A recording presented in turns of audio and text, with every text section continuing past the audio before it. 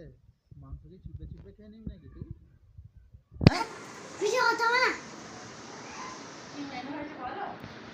আজকে স্পেশাল কিছু হয়নি। আজকে তোমার হচ্ছে চিকেন কষা, স্যালাড, পেঁয়াজ, শসা, লেবু, লঙ্কা, কাঁচা লঙ্কা, এবং এখানে দেখছো চিকেন চিকেন কষা, এতে আলু দিয়ে কষা হয়েছে, ব্যাস আর কিছু নয়।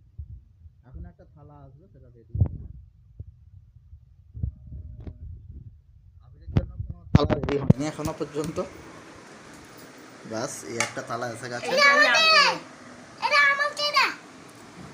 আচ্ছা, ওটা তরি থালা, ও লেগ পিস খাবে।